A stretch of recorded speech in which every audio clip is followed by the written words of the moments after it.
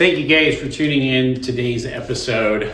This is part one of a 5-part series that is going to be in depth on the great game of Big O. So this is part 1 of 5. This is pre-game considerations.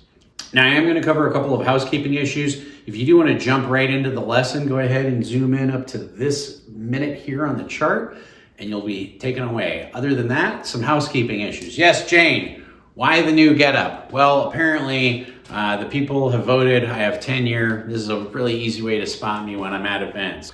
Yes, Sam in the back. Why the hiatus? Well, I've had a lot of personal and business things pop up. Not only that, but if you haven't noticed, I have been a co-host of a podcast called Suck It Up, Man. And we're going to give you a preview of what it's like right now. I do have an interesting perspective on divorced dads, especially when it comes with their kids. And I was having this discussion with another gentleman who's in the process of going through divorce, my brother, after 30 years. And he goes, my kid is not talking to me anymore. And I said, well, the good thing, Kevin, is being a divorced dad, it's like a prison sentence. I said, you're in the process of serving a 18 to 36 month sentence based on your history with your kid. And so even though you're starting that process, I said, I'm in year 2 of like a 4 to 10 year sentence where your kid just stops talking to you or they're shut down. They don't open up to you anymore. But I think eventually I'm told by other people who've been through this process that eventually the kids do get their heads out of their asses and come back and say, hey, we need some advice, or hey, we should have a relationship. Now that you've gotten that preview, due to the great world of editing, we're going to go ahead and dive into today's episode. If you haven't already, go ahead and hit the like and subscribe. Really appreciate it. It helps out the channel a lot. If you're interested in Big O and all the other things that I have over 400 different videos on YouTube. A lot of them are chalkboard videos. I actually have playlists that separate them to classroom playlists so you can pick what game you want to learn or what game you want to thrive in. Obviously, for today's episode, since you guys are tied in with Big O, we're going to go into pregame considerations. Now, for all intents and purposes, even though this is advanced in depth for Big O, one of the things we're going to be doing is we're going to be talking about this as if it's at the WSOP, which the WSOP has a 1, 2, 5, and then sometimes straddle 10 Big O. And that's anywhere between a $300 and a $1,000 buy-in. And the reason why I'm going to be discussing this is because this ties in directly with today's episode, which is pregame considerations. Now, one of the things you guys want to do when you decide to buy into a Big O game, first of all, always play within your means. Buy in for what your comfort level is. If you're like, Professor, my comfort level is between a 300 and a 1K buy-in game. I only feel comfortable buying in for 500. Then that's what you should buy in for. For the rest of you who want to advance your play, get better at your play, and push yourself to the possibilities, or if you can afford it, you should be buying in for the max. And here's a few reasons why. Because I know what some of you are saying, Professor, why do I want to buy in for the max? Well, one of the reasons why you want to do a max buy-in, and again, if you don't feel comfortable doing this, that's perfectly fine.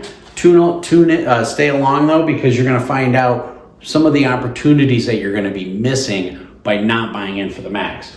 So one of the main reasons is to have what we call an appropriate SPR. And if you guys are not familiar with SPR is something that's going to be used a lot in this series. SPR stands for stack, and I'm putting it in big letters here, to pot size ratio. Okay, SPR. All of the decisions I make in Big O are dealt with SPR. And the reason why is because Big O is a very mathematical game. So if you have a maximum buy-in, you will have an appropriate SPR. And what do I mean by that? Well, a lot of times in Big O, you're going to have multi-way flops. So you might end up having 4 to 6 people going to the flop. And let's just say, for example, you're one of those people who say, you know what, I'm going to buy in for $300. When you buy in for $300 and you wake up with a pretty decent hand, say, for example, you wake up with a 3-3 hand. Say you have ace, king, queen, 3, 4. and you have a suited ace, ace of spades, three of spades, and it doesn't matter what the other suits are, okay? And because you have a 3-3 hand, as we all know, is a very good quality hand. It's one of the top 10% of hands. I'll cover pre-flop ranges in episode 2. But if you have a 3-3 hand and it's 3-bet for, say, for example, $75, okay, pre-flop, and you have, say you have 6 callers, well, we could do the math here, right? You're going to end up with, what, $450 in the pot? And if you only have 225 left, you have what's known as a 0.5 to 1 SPR, meaning your stack size is exactly half the size of the pot, okay? Now, when you have a 0.5 to 1 SPR, your stack size is half the size of the pot, what that means is it hinders you. What do I mean by that, Professor? It means you don't have a lot of choices. No matter what the flop comes out here, you're getting the right odds to just put the rest of your money in. Now, the challenge that you run into and the reason why you want to buy in for max is because of this. Your opponent is getting the right odds to call you. So you're not able to appropriately pressure your opponent and you're not able to appropriately maximize your wins. For example, if the flop comes deuce 5X with 2 spades, you have a complete wheel wrap draw and a nut spade draw. You're hating yourself for only buying in for 300. Now, I know what you're saying there in the back. Yes. If the flop comes 9-9-10, it's easy to get rid of. Yeah, there's a couple of flops that are easy to get rid of. But if the flop comes up something like king 9-4, well, that would give you 2 pair. Let's just say it's king 9-5, complete rainbow. Okay, Professor, let's take this for example. There's $450 in the pot. You have $225 left, so you have a 0.5 to 1 SPR. It's 6 ways action, and the flop comes the king of spades, the 9 of clubs, and then the 5 of hearts. And you're in middle position, 6 ways. First player checks, second player checks. You're one of these 2 spots here. When you only have 225 left and there's 450 in the pot, you don't have a choice. It goes all in. It goes all in the middle. Why? Because you have a 0.5 to 1 SPR. Now here's the thing. If your opponent has something like 9-10 jack, ace deuce, they should probably be calling here a lot of the times. Now, not all of your opponents are going to realize that, but the reason why I'm showing you this example is so that way you understand why it's important before you even get to the game that you buy in for max. No, Bob in the corner, I'm not telling you to buy in for max just because I want to take everybody's money when I play at the game with you. It's really for your own benefit, people. Trust me. Now you can say, well, Professor, let's say we started off with $1,000. Okay, well, now we have $925 into a $450 pot. Now we have approximately a 2 to 1 SPR, right? Now we can start playing this hand appropriately, meaning king 9-5 rainbow and you're in the middle. Sometimes against certain opponents you're going to be betting, sometimes you're going to be checking. That really depends on what kind of table it is. If it's a really tight table or whatnot, we're going to cover that later on in some episodes, but I'm getting into what you want to do before you even sit down at the game is convince yourself that you should be buying in for max. Because if you have 925 here, you have a lot more ability to pressure your opponent. You have a lot more ability to find out information. Like, for example, you can follow up with a $100 bet. Maybe you get called, maybe somebody pots it. Pocket nines is probably going to pot it, but somebody with like 9-10 jack might just end up calling you. So again, you get more information by having more money in your stack, and that's the number one reason why you should have the max buy-in. Now, the number 2 reason. So number 1 for the max buy-in is appropriate SPR. Yes, thank you for taking notes in the back. You can summarize this whole thing through ChatGPT after you have them watch it and just send it that way if you want to cheat and just read real quick, which I suppose you can. The second reason why you want to have a maximum buy-in is so that way you can cover the fish. That's right, I said it. That way you can cover the fish.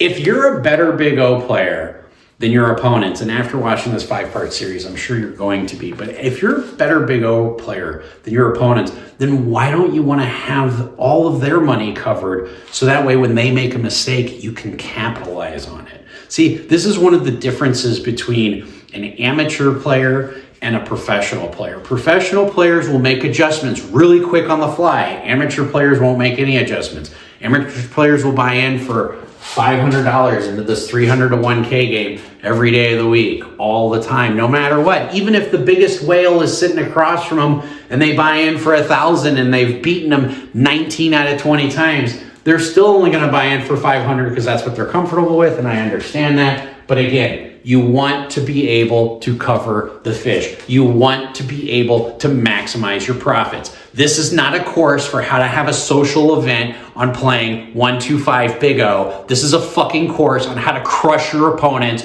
snap their dreams in half, and take all their goddamn money. So buckle up, Buttercup. We're going for a ride. Cover the goddamn fish.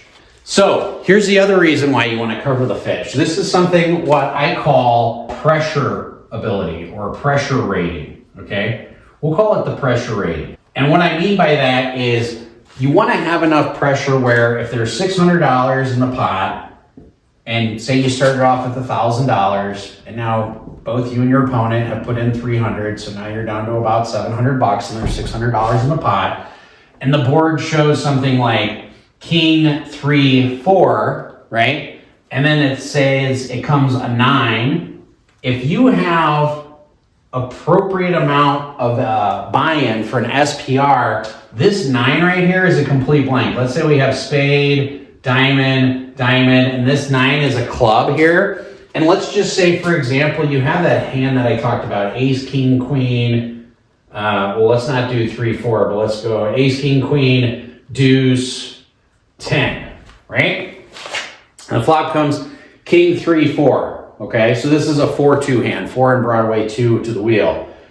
If you have a big enough buy-in, you can start applying a lot of pressure with just top pair, top kicker, and a gut shot straight draw if you choose. If you know your opponent is going to fold, you can apply pressure. On the flip side, if you have like pocket kings with a nut diamond draw and your opponent's a huge fish and you know they're never folding, you want to still bet the max so that way you can maximize it. Let's just say, for example, the flop's king 3 4, river's a 9 or turns a 9 of clubs, and let's just say the river is the 9 of spades.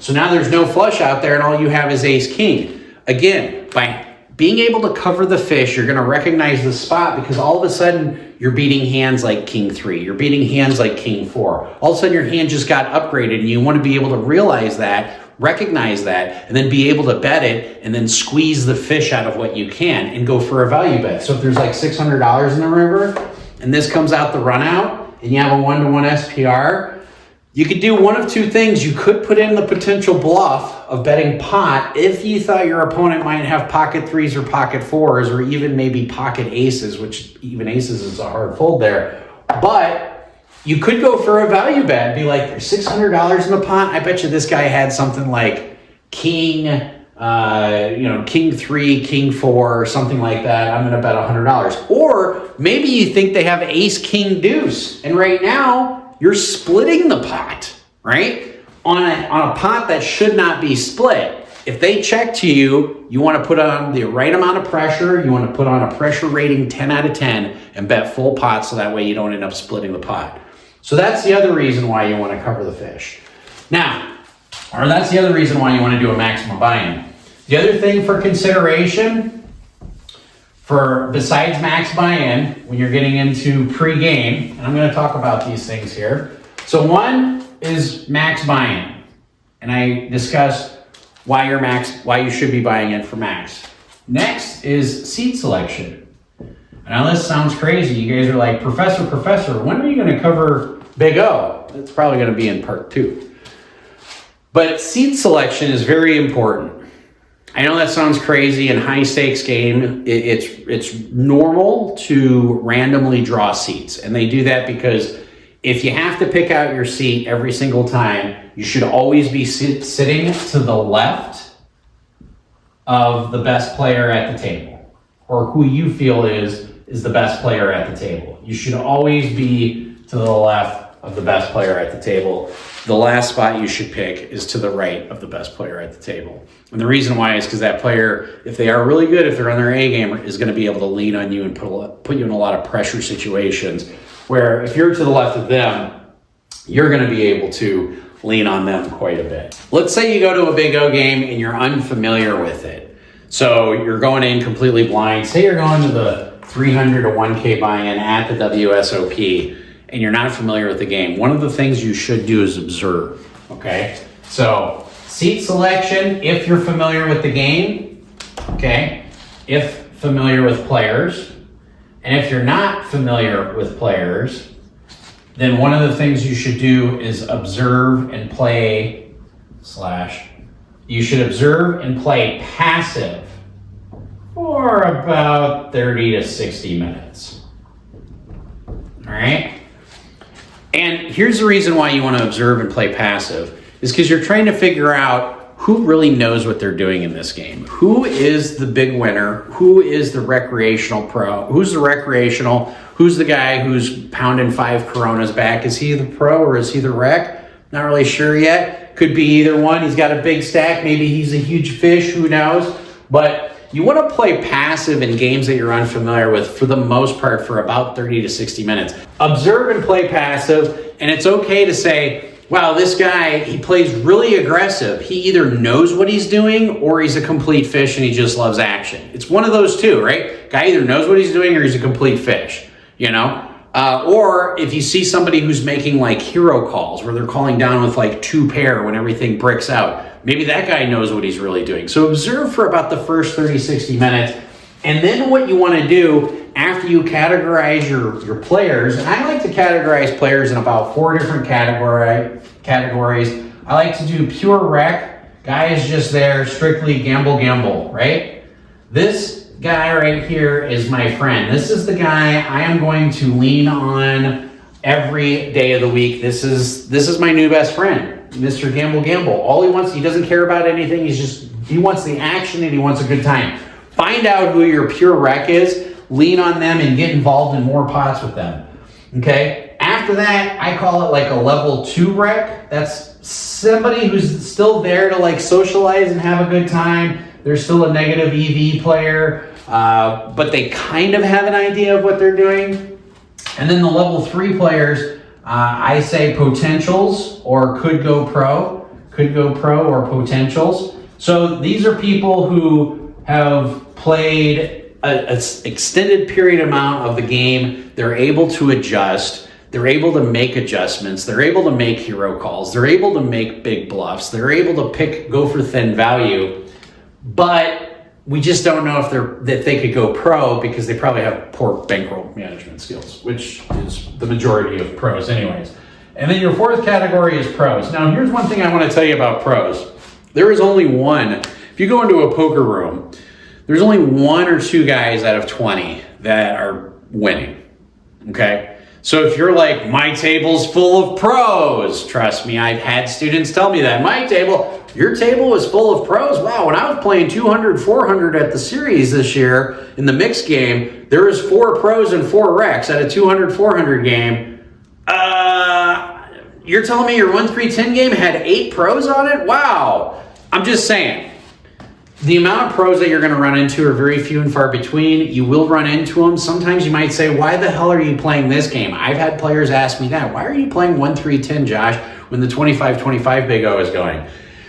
If it's more profitable to play a lower stakes game, I'm risking less with the potential upswing of being just as much, or maybe not just as much, but if the profit per hour is there, that's where I'm going to go. And so sometimes you will end up with a couple of pros down in the lower stakes games. But these are all the things that you want to consider prior to playing your Big O game. Now, if you like this, don't forget to hit the like and subscribe, because we are going to come out with episode 2, which is going to be pre-flop ranges, raises, and what they mean. Thank you all for tuning in. I appreciate all of you. Play smart, everybody, and run like a god.